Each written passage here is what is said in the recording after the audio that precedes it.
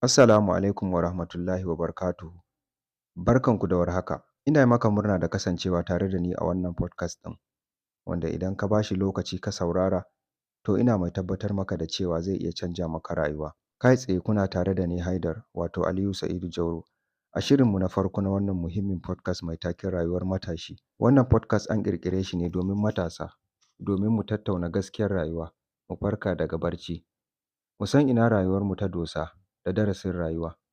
A yau zan yi magana akan wani muhimmin batu mai taken rayuwa ba wasa ba ce. Ba tare da ɓata lokaci ba za mu faɗa kai tsaye ga abin da ya kawo mu. Kafin nan, ka taɓa tambayar kanka menene haƙiƙanin manufar rayuwa? Me yasa wasu ke nasara wasu kuma ke zama a wuri guda har tsawon shekaru ko kuma har abada? Akwai matasa da yawa da suke ɗaukar rayuwa kamar wasa, ba tare da sun fahimci cewa lokaci yana tafiya ba. A yau zan kawo muku gamsasshen bayani game da yadda za ku fahimci gaskiyar rayuwa, ku guji shagala, ku zama mutanen da za su zama abin alfahari duniya da lahira. A koda yaushe a cikin wannan rayuwa kana da zaɓi guda biyu.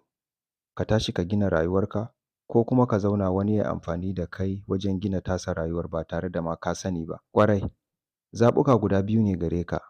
Wanne ne zaɓinka daga ciki? Wani lokaci muna rayuwa kamar ma ba mu da manufa. Muna ɓata kwanakinmu da shagala a cikin wasu abubuwa da ba su da amfani. Amma shin hakan ne zai kai mu ga nasara? Sanin kanmu ne, duka addinanmu sun nuna mana cewa rayuwa na ɗan wani lokaci ne, kuma suka gargaɗe mu da mu yi rayuwa irin ta masu hikima da lura a duniya. Menene dalilan da suke hana matasa cimma burinsu? Da akwai manya-manyan abubuwa guda huɗu da suke hana matasa domin su cimma burinsu. Babban abu na farko shine rashin manufa. Idan baka san inda ka nufa ba, za ka ƙare ne a wani wajen da baka sani ba. Ka ɗauki misali, a baka mota sai a ce ka je duk inda za ka je. Kai kuma idan ka tashi tafiya sai ka yi ta tafiya ba tare da sanin ina ka dosa ba. To a irin rayuwarka za ka iya zuwa ka je ka ƙare a wani wurin da baka yi tsammani ba. In baka yi sa'a ba ma wataƙila sai manka ta je ta ƙare a cikin sahara. Wataƙila babu mai taimaka maka, wataƙila kuma babu ma wanda zai kasance a tare da kai. Sanin kanka ne, rayuwar nan kowa yana da tashi motar da yake ja. Ba kowa bane zai sauka daga kan tasa ya zo ya ce zai taimaka maka da tashi ba. Kuma da zaran man motanka ya ƙare, babu hali wani ya ce zai sauka daga tashi ya ce zai taimaka maka da mansa. Wannan shine abun da Allah bai tsara haka ba. Da zarar lokacinka ya yi za ka tafi. Saboda haka dole ne ya kasance rayuwarka da akwai manufa. In har rayuwarka ba ta da manufa, to daga nan ma baka da wani amfani. Sai dai wani ya zo ya yi amfani da kai baka ma sani ba, ya yi manipulating ɗinka ya cimma nasararsa. Sai kuma abu na biyu wanda yake da alaƙa da wannan zamani, wani babban abu ne wanda yake matuƙar lalatawa matasa rayuwa, shine wasa da social media. Matasanmu da yawa a yanzu sun fi ba da lokaci a social media. Ana ɓata lokaci sosai a shafukan sada zumunta, Facebook, TikTok, Instagram, YouTube. Kuma abin da zai baka mamaki shine ba wai abun ƙaruwa ake kallo a waɗannan wuraren ko ake karantawa ba, a'a, ana yin wani scrolling, wani kallace-kallacen abubuwan da ba su dace ba, wasu shiga rikicin da bai dame sa ba. Ana ɓata lokaci sosai a TikTok, Facebook da Instagram ba tare da wani amfani ba. Time is the most valuable asset, so don't waste it. Abu na uku kuma shine matasa da yawa suna da mafarkin kuɗi, amma kuma babu abin da suke aiki a kai. Kowa idan ka tambaye shi yana son arziki, amma kuma ba kowa bane yake son ya yi aiki tuƙuru. Shi kuma nasara yana zuwa ne kawai ga waɗanda suka yi aiki a kai.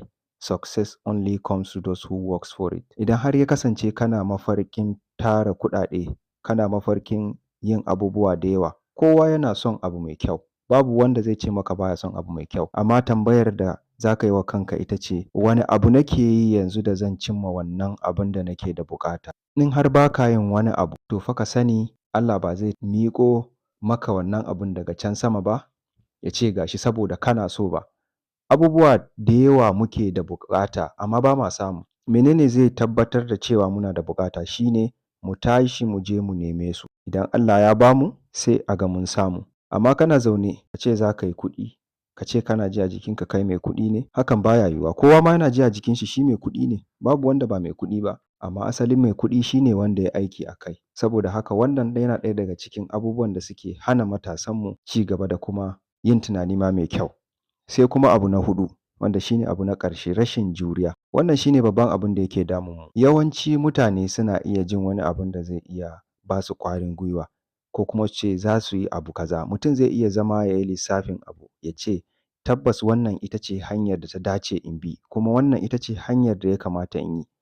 Amma abin mamaki, abin da zai baka haushi shi ne da zarar mutum ya fara sai kuma ka yi mamakin wannan mutumin fa ba shi ba ne ya zo ya yi wannan kalaman ba.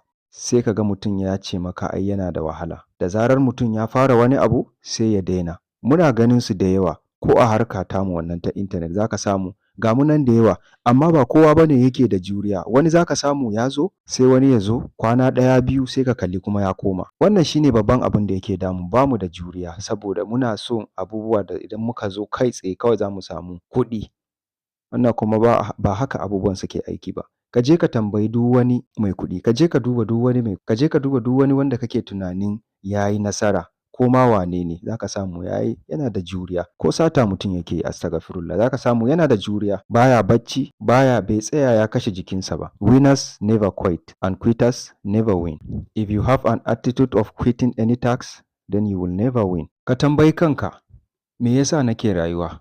Me nake yi da lokacina? Mutane da yawa suna tafiya ne ba tare da irin waɗannan tambayoyi, ba sa jefo wa kansu waɗannan ƙalubale. Ya kamata ka ƙalubalanci kanka da waɗannan tambayoyi guda biyu. Me yasa nake rayuwa? Kana rayuwa ne domin ka ci kawai ka je ka kwanta, ko kuma kana ci ne don ka rayu? Me nake da lokacina? Me kake da lokacinka? Wannan ita ce tambayar. Alƙur'ani mai girma yana cewa lallai ne Allah ba zai canja halin wani al'umma ba har sai sun canja abin da yake a cikin zuciyarsu. Menene a cikin zuciyarka? Wannan ita ce babbar tambayar. Tunaninka. Idan har tunaninka ya baka abu mai kyau, to dole ne zuciyarka ta ɗauka. Idan kuma kai tsaye kana fito da lissafi ne daga cikin zuciyarka, to ba lallai ba ne ya kasance wannan abun yana da kyau ba. Domin a ko da wani lokaci zai ringa saƙo maka wasu abubuwa ne na son zuciya waɗanda kai kake so.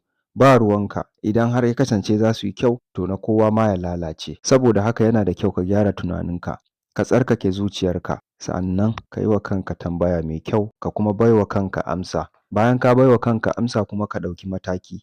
Wannan shi ne, whatever the mind can conceive and believe, it will surely achieve. Waɗannan su ne abubuwa guda 5 da za su taimaka maka ka cimma burinka na rayuwa. Abu na farko, manufa da tsari. Dole ne ka san inda ka nufa a rayuwarka, ka tsara yadda za ka isa can. Akwai wani faɗi da ake cewa failing to plan is planning to fail. Idan har ka gagara yin plan, to kamar kana planning ne na faɗuwa automatic. Saboda haka dole ne ya kasance a rayuwarka da akwai manufa, sa'annan a rayuwarka kana da tsari kyakkyawa. Wannan shi ne abu na farko. Abu na biyu kuma ya kasance ilimi da karatu. Ilimi haske ne, kuma shi ne zai baka damar gina makomarka ta hanyar yin karatu. Wannan shi ne abu na biyu. Idan har rashin ilimi komai za ka yi shi a duhu ne. Shi ya sa ya kasance kana buƙatar shi kansa Ubangiji ka san shi kafin nan ka bauta masa. Ta yaya za ka san Ubangijin naka? Shi ne ta hanyar karatu. Mun riga da mun san cewa a Musulunci aya ta farko da ta fara sauka ita ce ayar kai karatu. Menene wannan yake baka? Hakan yana nuna maka muhimmancin ilimi. Dole ne kuma kafin ka samu ilimin nan sai ka yi karatu. Karatu na ɗaya daga cikin hanyoyin da za ka samu ilimi. Idan ba za ka iya karatu ba, za ka iya zuwa ka je ka zauna da waɗanda suka fuskanci abun, waɗanda suka yi experiencing su nuna maka. Idan ba za ka iya ba, za ka iya zuwa kai da kanka ka yi experiencing, amma sai dai wannan dogon hanya ne. Wannan hanyoyi ne da za ka iya neman ilimi. Waɗannan su ne manya-manyan hanyoyi guda 3 da za ka iya neman ilimi. Knowledge is always a power. Abu na 3 shi ne juriya da haƙuri. Rayuwa ba ta taɓa yiwuwa da sauƙi. Idan kana tunanin za ka tinkari cimma wani abu ne, dole sai ka dage. You should paint today and strength tomorrow. Dole ne akan duk wani abin da za ka yi sai ka yi juriya da haƙuri, kamar yadda muka faɗa a baya. Rashin juriya yana wargaza wa mutum komai da komai nashi. Abu na 4 shi ne ka guji wauta da rashin hankali. Da akwai waɗansu lokutan da za ka samu mutum yana wani matsayi, amma idan ya yi wani wauta sai ka yi mamaki. Amma yawanci wannan yana faruwa ne saboda rashin ilimi da karatu. Kada ka biye wa yanayin duniya. Ka guji rayuwar da ba ta da amfani. Lokacinka na da matuƙar muhimmanci. Wani lokacin sai ka kalli mutum, ga shi mutum ne amma ya je yana yin wasu abubuwan da ba su dace ba. Misali, idan ka tambaye shi menene amfanin wannan abun a cikin rayuwarsa, negatively zai ce maka babu. Irinsu ne waɗanda za ka same su a social media ba dare ba rana suna nan suna ta scrolling. Kuma idan ka duba za ka samu babu wani shiri da suka yi wa rayuwarsu. Amma kuma irinsu ne za ka ji suna ce maka su masu kuɗi ne. Ba sai mun ɓata lokaci a nan ba. Abu na ƙarshe na 5 shine dogaro da Allah. Yana da kyau a koda yaushe ka dogara da Allah. Allah abun imani ne.